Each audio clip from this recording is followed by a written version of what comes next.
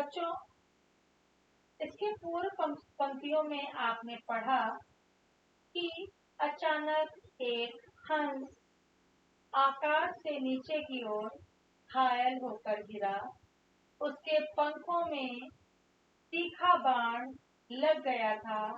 उसके पंख छत विक्षत हो गए थे और वो मूर्छित होकर जमीन पर गिर गया।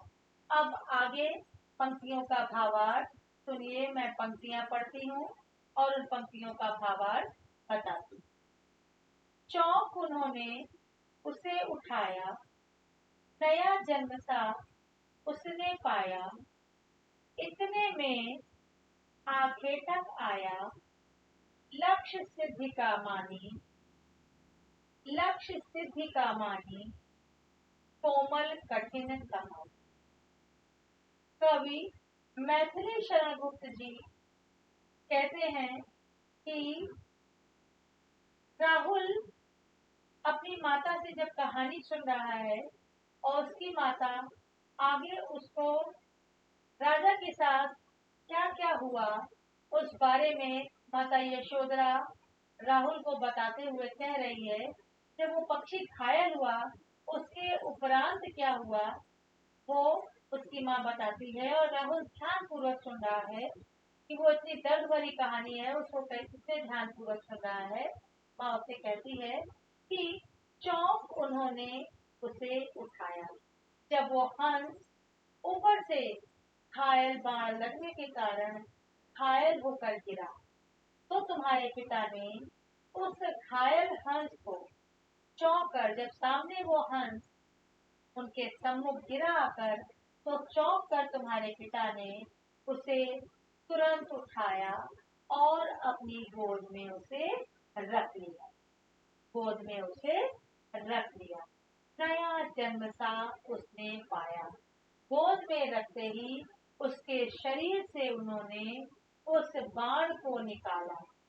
बाण को निकालते ही उस हंस के शरीर में चेतना आ गई। वो मूर्छित हंस जो बेहोश हो रहा था उस बाण के लगने से, उस हंस में मूर्छितावस्था आ रही थी। वो हंस सचेतन हो गया, जीवित सा दिखाई देने लगा। उस हंस में वो एक नया जीवन प्रदान दिखाई देने लगा। उस बाण के निकलते ही उस हंस के जीवन में नया संचार आ गया। अब क्या हुआ आगे देखिए। जब राजा ने उस हंस के शरीर से उस बाण को निकाला और उस बाण के निकलते ही उस हंस के शरीर में नई चेतना का संचार हो गया। इतने में आखेटक आया। आखेटक माने शिकारी। जब राजा ये सब काम कर रहे थे, फिर ये करते करते अचानक वो शिकारी आ पहुंचा जिसने उस हंस को बाण मारा था। लक्ष्य सिद्ध का माने, जिसने उस बाण के ऊपर अपना निशाना, जिसने उस हंस के ऊपर अपना निशाना साधा था, वो शिकारी आ पहुंचा। लक्ष्य सिद्धि का माने, और वह अपने शिकार को मांगने के लिए तुम्हारे पिता के पास आ पहुंचा। जब तुम्हारे पिता उस हंस के शरीर से बाण को निकाल रहे थे, तब वो शिकारी अपने शिकार को मांगने के लिए तुम्हारे पिता के पास आ पहुंचा। लक्ष्य सिद्धि का माने, उसने अपना निशाना उस हंस को बनाया था, उस लक्ष्य को मांगने के लिए वो आ पहुंचा। कोमल कठिन कहानी, क्योंकि ये कहानी उस कोमल हंस की थी। वो बेचारे दुखी मूर्छित हंस की थी, व्याकुल हंस की थी, लेकिन बड़ी कठिन और बड़ी मार्मिक कहानी। राहुल ये कहानी बहुत ध्यान पूर्वक उस हंस की व्याकुलता को सुन रहा था। उस मार्मिक हंस की, कोमल हंस की व्याकुलता को सुन रहा था, ध्यान पूर्वक सुन रहा था। अब आगे की पंक्तियां देखिए। मांगा उसने आहत पक्षी, तेरे ता किंतु थे रक्षी। तब उसने जो था खग पक्षी हठ करने की ठानी, हठ करने की ठानी, अब बढ़ चली कहानी। अब आगे की पंक्तियों में माँ क्या कह रही है, क्या बता रही है कि राजा और उस आखेटक के बीच में क्या हुआ, ये माँ यशोधरा राहुल को बता रही। मांगा उसने आहत पक्षी। अब उस शिकारी ने, आहत माने घायल, पक्षी को मांगा। उस शिकारी ने तेरे पिता से उस घायल पक्षी को मांगा। तेरे तात किंतु थे रक्षी, तात पिता, रक्षी रक्षा करने वाला। माँ कहती है कि उस शिकारी ने, उस आखेटक ने तुम्हारे पिता से उस घायल पक्षी को मांगा, लेकिन तुम्हारे पिता तो रक्षा करने वाले थे, रक्षक थे। तब उसने जो था खग पक्षी, लेकिन तुम्हारे पिता ने, वो रक्षी थे, रक्षा करने वाले थे, और वो जो खग पक्षी था, खग पक्षी को मारने वाला था, खगों को और पक्षियों को मारने वाला था।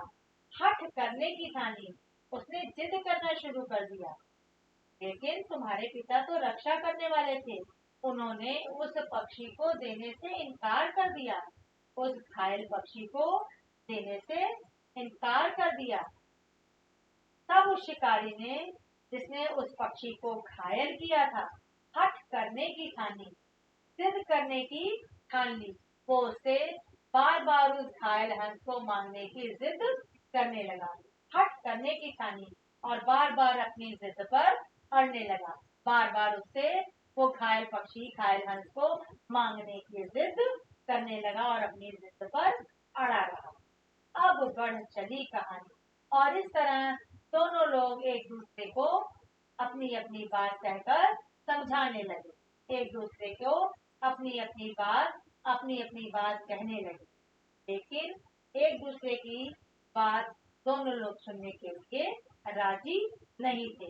अब बढ़ चली कहानी, और इस तरह वो कहानी आगे बढ़ती चली गई, और इस तरह वो कहानी आगे बढ़ती चली गई। तो बच्चों, आपने सुना कि उसके पिता ने उस घायल पक्षी को कैसे बाणों को निकाला, उसके शरीर से बाण को निकाला, बाण निकालते ही वो हंस सचेतन हो गया, उसमें जान आ गई, लेकिन उसके बाण निकालते ही वो शिकारी वहां आ पहुंचा और उसने उस उसके पिता से उस घायल हंस को मांगा।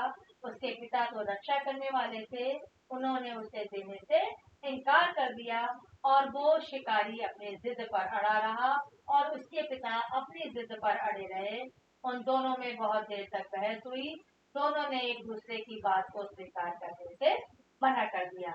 इस तरह बात करते करते कहानी आगे बढ़ गई। शेष पंक्तियां मैं आपको अगली कक्षा में पढ़ाऊंगी।